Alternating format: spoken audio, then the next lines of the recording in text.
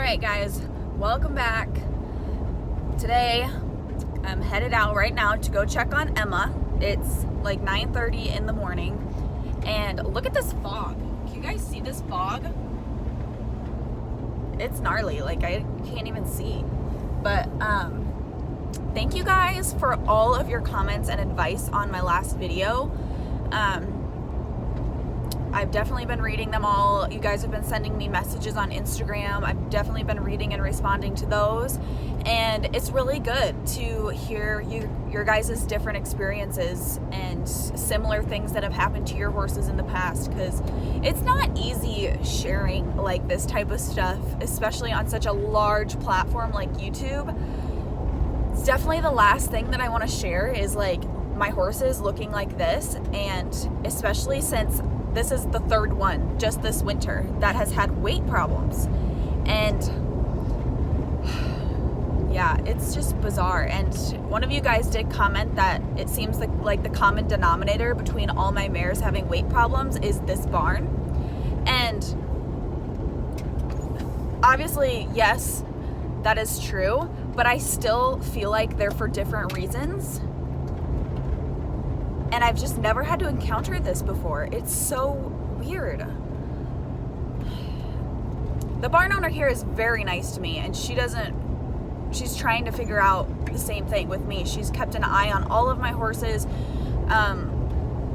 She definitely feeds them. She obviously feeds them, and she keeps track of them every day for me if one's looking bad, if one's, not working well in the herd and whatnot. So I think it could be similar reasons for Emma and Luna, because they are both super low in the herd and super timid, and so it could have been stress induced. But Luna, I think honestly the other mares just wouldn't let her eat, or like wouldn't let her get enough to eat, because she was getting grain and everything. And basically I had to take her because the barn owner told me that she was starting to eat all of the wood. Like she was starting to chew holes in all of the wood. Like she left teeth marks on the barn. She ate a huge hole in the feed bunk that's wooden.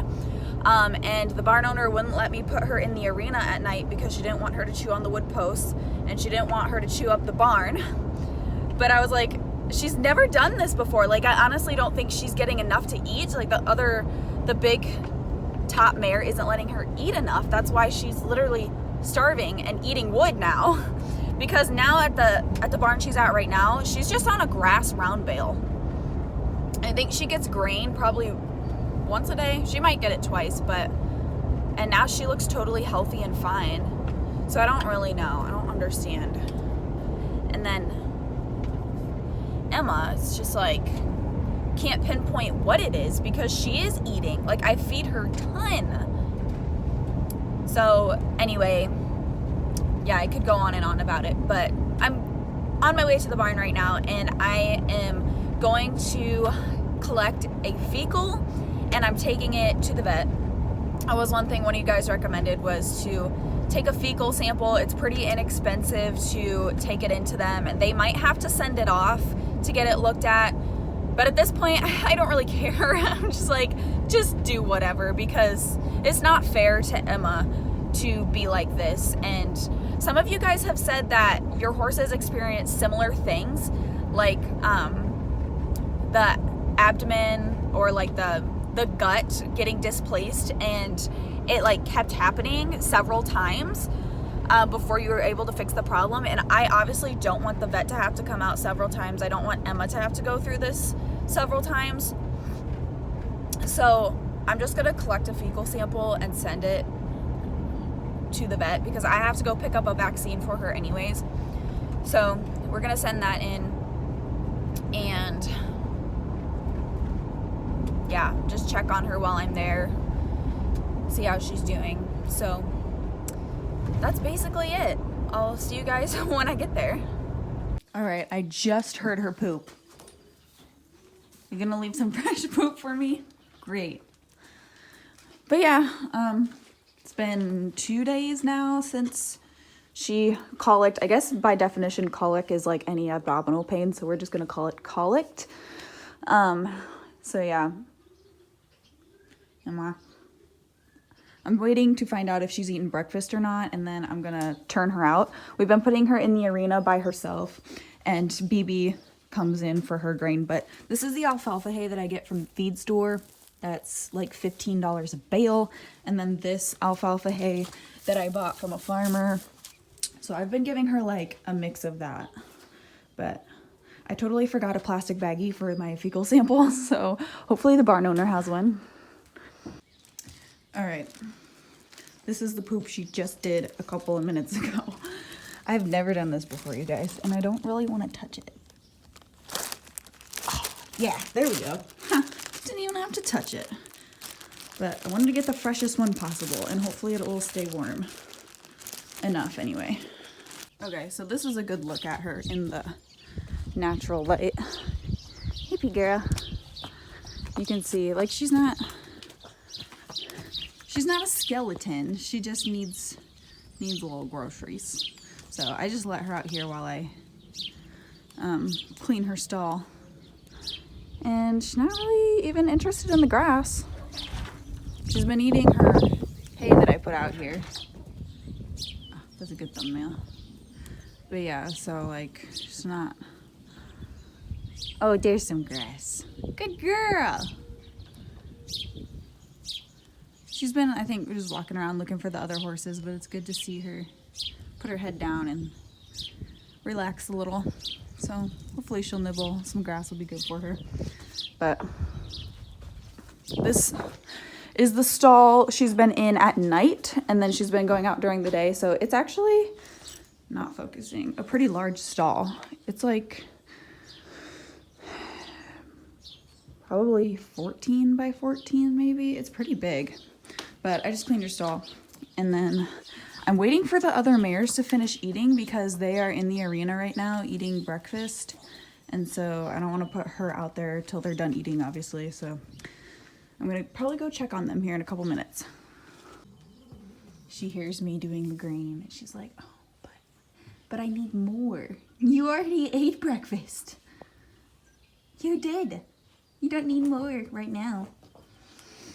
So yeah, here's the concoction I've been doing. I think I've showed you guys this like 4 times already, but if you haven't seen it, I've been doing like basically covering the bottom of the pan in alfalfa pellets.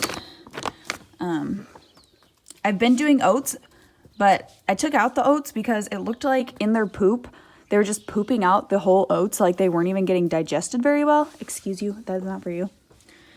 I've been slathering on vegetable oil for extra fat.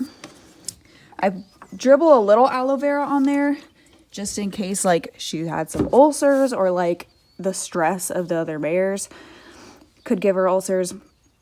I don't know. I don't put a lot on. I just kind of splash it. A full scoop of this senior feed and a full scoop of this weight builder, which, yeah, so she's been doing this for probably at least a month, and it hasn't done a whole lot. So yeah, I mean, I figured she would have put some of it back on by now, and maybe she has a little bit, but not a crazy amount. So I just kind of mix that together so that she doesn't just get a mouthful of powder and then spit it all out. So I'm just prepping her stall for tonight, and I've got her, there's grass hay and alfalfa hay in there. So all right, I just put her out here with BB. BB's eating her morning grain, and then they both have alfalfa hay. So BB is basically back to perfectly normal health and looks great. So that's why I don't think it was the environment affecting BB, because once I put her on senior feed, she perked right back up and looked great. So yeah, so I'll leave them here and eat their hay. All right, I'm at the vet's office with my poop. And basically I have to call in there because right now vet's offices are all closed, like nobody can go in. So I basically park, call them, tell them that I'm here, and then they have to come out to the car, and yeah, that's how that's gonna work. This guy's backing in his trailer right now. So All right, I'm home. I got my vaccine. I got her just a 5-way. So I'm gonna put this in the fridge. I don't know if I'll go out there again today. If not, I definitely will be out there tomorrow. So I'll just keep it in the fridge for now. So I've been reading your guys' messages and explaining how, why I was suspicious that her old owners might have not been so honest with me about, you know, her age and everything else. And I don't know, it's just like confusing to me. Why would anybody lie about that, for one? Like, I feel like if you really want the best for the horse, then why would you lie about it? Because I was totally honest with them about Sarah and Sarah's experience and how green she is and whatnot, because I just want the best for Sarah. And if I'm not honest and the home doesn't work out, then I don't want to see her get passed around and stuff. But I don't know. I thought I made it really clear to them that, like, I just wanted to trade Sarah for a horse more suitable for lesson work and working with kids and, you know, not hard riding or anything. Like, age was not my first priority, you know? So, like, I don't really understand why they would lie about her age, but unless they were lied to about her age, I don't know. So, they did, although this is the confusing part for me, because if they were never gonna send me her papers, I don't know why they told me that she was registered. Like, if they planned on lying to me and not sending me her papers, then why would they tell me?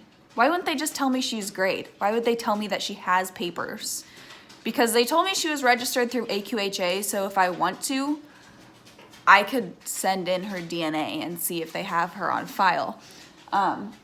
I don't know if I'll do that yet, because I know a lot of people have had issues with AQHA and APHA getting papers, getting horses registered, because they take forever and their customer service sucks. But I can always try that as an option if I want to. All right, guys, it is the next evening. I am at the barn getting ready to go feed my mares, and I got them a bunch of carrots because I got a new job where we work with food, and these carrots were starting to kind of dry out. So she asked me if I wanted to take them to my horses, and I was like, yes, they might actually like me for a day. So I'm gonna take BB some carrots, and I got her new grain, and I have Emma's vaccine to give her. All right, I got BB Strategy. This is what we used to feed at the other barn to the performance horses, but they switched to Impact, which is like similar, but it's a performance feed, so that, you know, with her endurance training, she's getting higher quality feed. And all right, I'm gonna throw her carrots in there too.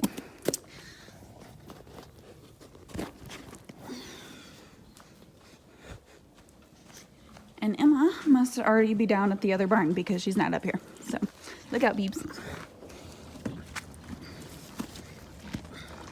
We're just gonna dump it in here, actually. We'll just dump it in there with that. Look, you got carrots. What, you don't even want them? You gonna eat those last? That's dumb.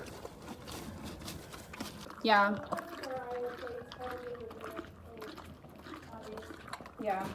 Well, did you see that Governor Reynolds today is closing all non-essential retails?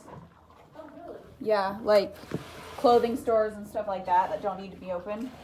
Oh. Tyson's is remaining open. It was just there to make sure. Well, they said horse or pet food, Yeah. so I assumed that horse food was included in that. Yeah. Yeah, oh, Andrew tried to call Verizon AIM. Put it over there. Because when we went there, they were supposed to give us a receipt or the phone so I could get a coupon for discount on our next bill. Yeah. And I didn't have a receipt. And I'm like, what the heck? So he was going to go and ask him. He called him. They were closed indefinitely. So Oh, wow. right, because it's a retail store. Yeah. What's up? I'm gonna poke you. So I I figured that was coming. Alright, hold. Here, hold. I'm sorry, Cat. Hold. Yeah, good girl.